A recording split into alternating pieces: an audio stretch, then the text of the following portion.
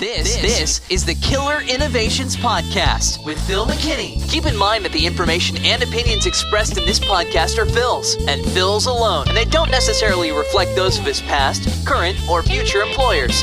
Now, here's Phil McKinney. Welcome to the Killer Innovations Podcast. Now, no doubt you probably thought I'd either died, fallen off a cliff, or had totally given up on producing any new podcast. Well, you're wrong. Recently, on October 31st, I announced that I'll be retiring from Hewlett-Packard after 9 years as the Vice President and Chief Technology Officer for the Personal Systems Group. Now, I'll produce a podcast sometime after December 31st, which is my last day at HP, giving you more details about what I'm doing in the future. But one of the outcomes of this is to free up more time so that I can actually do more things like the podcast. So, what is today's podcast on? One of the common emails I get is asking about what are the unique skill sets needed for innovation leadership. So we all kind of, I think, have a good recollection or a good set of lists in our head about what are good leadership skills. But what are the unique ones that you need in order to be a true innovation leadership capabilities? What are the skills you need to have? So first off, let's kind of put together a list of what I think some of the skills are for just good general leadership. And this applies across all organizations, whether you're a small organization, you're a large organization. These leadership skills apply across the board. Those include, number one for me, integrity. You need to be able to trust the people you're working with. You need to be able to trust them with being able to complete tasks, look out for the best interest of the team, the best interest for the overall organization. Integrity is number one for me. Next is anybody providing a leadership role needs to be able to put together the vision and strategy. Team members are looking to the leaders to be able to communicate what that vision and strategy is. So you need to have that mindset, your ability to constantly look at longer range, beyond where the team members are currently operating at, and then being able to roll that back in so they can see where the path you're going is headed. So therefore they can get into that support role. They can get excited about that, following you as a leader, that there's a direction, there's a vision behind what it is they're doing. Third, communication. And for me, for some reason, communication is one of those skills that is just very hard to find. I come across a lot of people who have absolutely phenomenal technical skills, phenomenal skills around being able to design and write code or create products. Where they suffer and their career suffers significantly is their lack of communication skills, their ability to tell the story, make the pitch, share and convince others to join their dream. So communication skills becomes critical. Next is relationships. If you're going to be a leader, you need to be a relationship person. You need to be able to interact and build relationships and truly have concern and interest in other people's lives. What is it that motivates them? What is it that makes them tick? What is it that potentially is distracting them outside of the work world? And how could you help to get them so that their head is focused, their head is in the game every day? Next is persuasion. You got a vision. You got a dream. As a leader, you got to persuade people to leave what they're doing now and hitch their wagon to you, following you and being able to achieve your vision. You've got to have that skill of persuasion. You've got to be able to draw them to you and be able to convince them that what you've got for them is better than what they've got currently going on. Next is adaptability and flexibility. There's nothing worse than being a leader who's rigid, because it's no longer about teamwork. It's about simply some leader acting as a dictator and everybody being lockstep with them. So as a leader, you've got to be adaptable and you've got to be flexible. Next is teamwork. Do you and can you really operate as a leader of a team? Can you stitch together and put together the right team? Now, here's the key when putting together the team, at least from my perspective, is you do not want everybody in the team to be just like you. You need diversity. You need diversity of opinions. You need diversities of backgrounds. You need diversity of capabilities. You need a wide diversity, and the wider the diversity I found, the better the team and the better the output.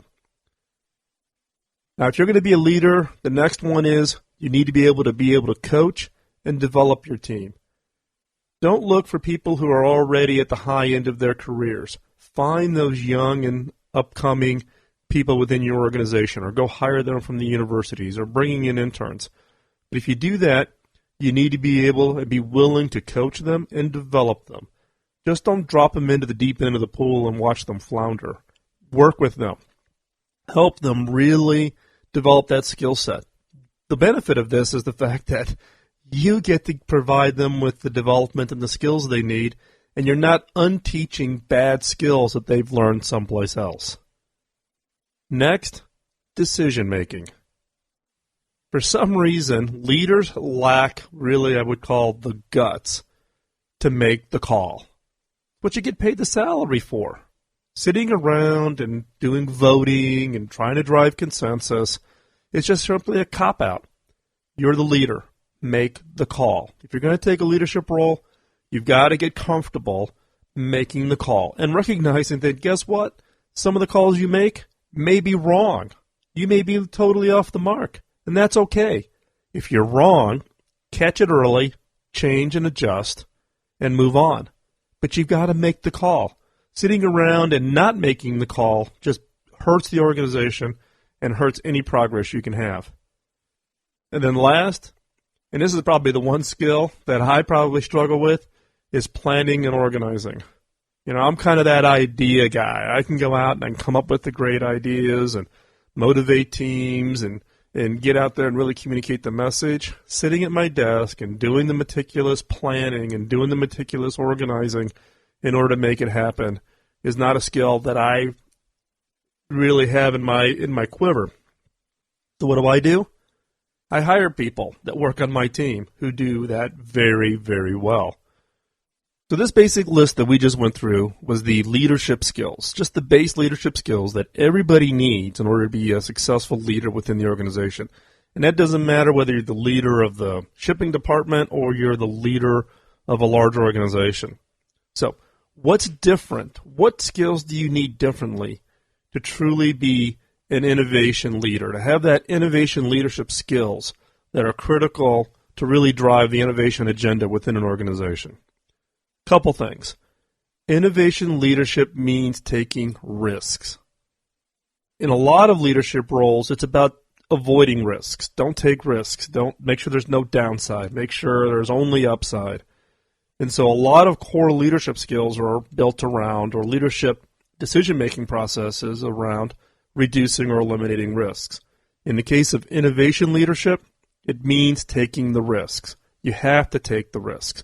You have to get comfortable with the fact that 9 out of 10 actions you're going to take are going to fail. We've been trained in all of our leadership training and our management training and in organizations that if you have a failure, that, oh my God, that ruins your career. In the case of innovation leadership skills, you need to get comfortable with it being flipped. 9 out of 10 decisions you make, 9 out of 10 actions and programs and activities you start will end in failure. They'll end up in a pile of rubble, smoke coming out of it, right? You got to get comfortable with that. The other is, if you're in providing an innovation leadership role, is you need to keep looking for new opportunities and threats. Leadership skills in the core organization really is about stability and moving forward and just kind of staying within your bubble. In the case of innovation, you're constantly head up, you're looking out across the horizon, and you're looking for those new opportunities. You're also looking for threats, not threats to your programs, threats to your organization, threats to your industry, threats to your geography, anything that has a potential, one, to be a significant impact to your organization, but also those threats become opportunities, things that you can then innovate around in order to get a new leadership position for your organization. So innovation leaders are constantly looking around for these new opportunities and these new threats. Now, next is innovation is about change. Stability is the death of innovation. It's always about constant change. There's constant change in the new things you're doing. There's constant change that your competitors are doing. It's about change. Innovation leadership is about fostering a culture where change is expected. It's not a surprise, right? Now, you notice I didn't say that it's stress-free. Change is always stressful in an organization. Change is stressful for the individuals that are impacted. But set that expectation in the culture that change is expected, that it will come, and that we will react to it. Innovation, just core to its just very nature, is about change. Now, the next one that I want to share with you is one that kind of goes a little bit counter to the list we just went through before, where we went through all the different leadership skills.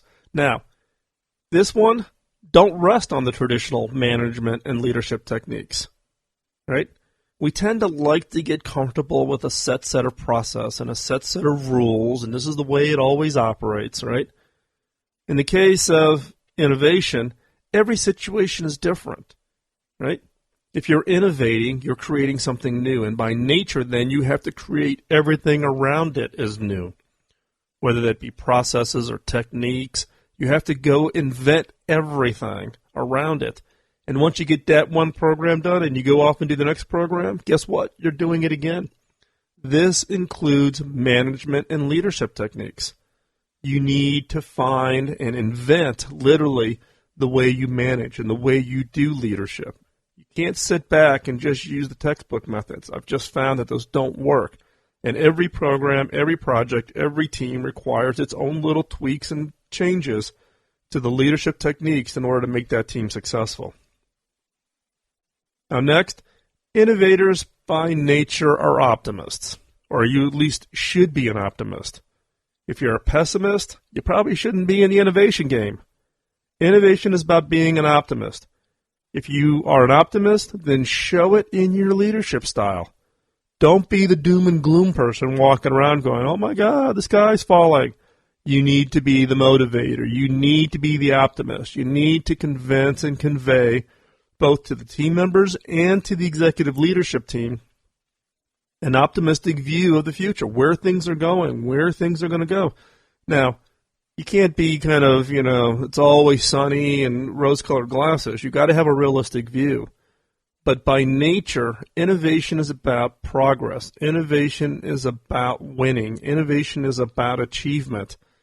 That, by nature, has an optimistic feel to it. You need to have that in your leadership style. And if you work for somebody that is supposed to be the innovation leader and they're a pessimist, good luck. Now, last but not least is innovators cut through the crap. There's a lot of fluff, there's a lot of BS that goes around in every organization and in every industry. Innovators, you need to be able to look and cut through the crap and get to the real core. One of the keys here is you've got to be willing to step in and stop the corporate game playing. The passive aggressive, the little, turf battle issues that come up within an organization or even within teams. Innovators is about making progress. If you're spending your time doing the internal BS stuff, you're not achieving what's ultimately going to have the impact on the organization. You need to be able to yell BS, raise your hand, stop it, kill it, move on. And this, by doing this and doing this early and doing this often in any program as an innovation leader, team members will flock to you. Because nobody wants to play the internal politic game. They want to build something. They want to have impact. They want to change the world. And the more time you spend battling the internal BS, the less you have that ability to go out and change the world. So, innovators by nature cut through the crap. So I'm going to go through this and summarize it really quick for you. So again, these are the skill sets that are specific to being an innovation leader. 1, innovation leadership means taking risks. 2, innovation leadership is about constantly looking for new opportunities and threats. There is zero ability to stand still and be comfortable with where you're at. You're always looking for the next thing. Innovation is about change. You need to foster a culture where change is expected. Next, don't rest on traditional management and leadership techniques. Every situation is different, and therefore, management and leadership techniques need to be tweaked and changed. Next, innovators are optimists, and show it in your leadership style. Show it in your communication style. And last, innovators cut through the crap. Don't let the internal BS bog you down. Stop it, kill it, prevent it, minimize it, and allow your teams to be focused on changing the world. So, hopefully that was helpful to you. It's an answer to a couple of emails that I've gotten. And again, I'm looking forward to getting back and producing more podcasts for you over the next coming weeks as I finally get myself unraveled from my day job. So, in closing, let's connect. I'm on LinkedIn, I'm on Facebook, Google+, you name it, I'm on it. Let's connect if we're not already connected. If we do connect, drop me a note and let me know, okay? I get a lot of requests, for instance, on LinkedIn from people who don't say anything. They just offer a connection, and I tend to decline those. But if you want to connect with me, I'm more than willing to connect. Would love to connect with you in whatever social network means you want. I'm obviously on Twitter and post there quite regularly so that you can keep up with what I'm doing. Drop me a note. I know it's been a while since I've done the podcast. I'm interested in getting your thoughts and your feedback and ideas for future shows. I'm going to be putting the shows out on a much more regular basis going forward now. So drop me a note. The email address is feedback@philmckinney.com, or you can go over to philmckinney.com and click on the contact page and just drop me a note that way also.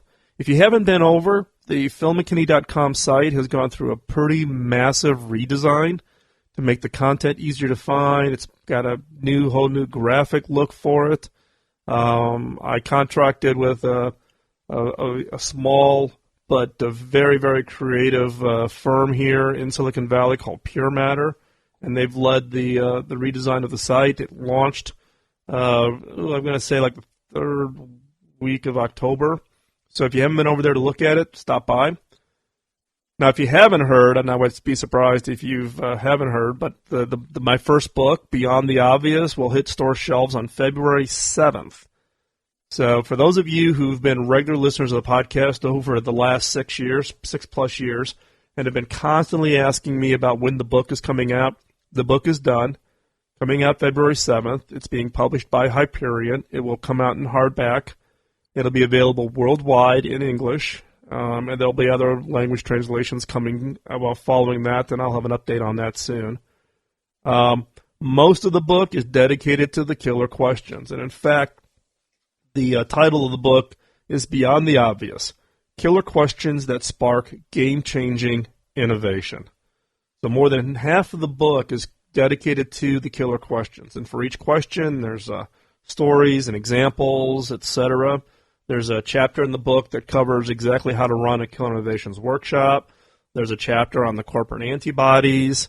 So it's a pretty complete collection of the bits and pieces from the podcast, from the blog, and entirely new material.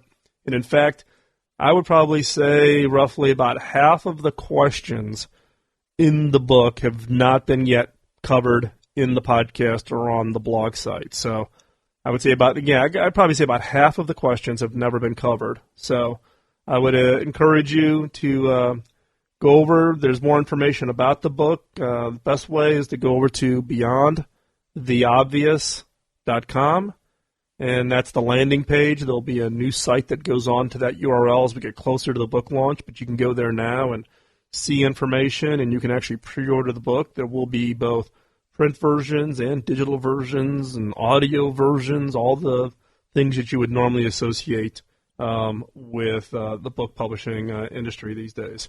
So, again, I'd love to have you go over there and take a look and pre-buy the book and read it and enjoy it. There'll be other materials that we'll be releasing. If you go over to Beyond the Obvious and you submit your email address, then you'll get notified about free chapters that will be made available starting here in another 3 or 4 weeks for the book. So again, if you go over to Beyond the Obvious, submit your email address, and you'll get an email notification with links to free chapters and early release material from the book so that you'll have a chance to take a look at that before the book actually hits the store shelves. So with that, again, I'm looking forward to getting back on track and getting the podcast back on a more regular schedule. I look forward to your feedback and hope you have a great week here. We'll talk to you soon. Bye-bye.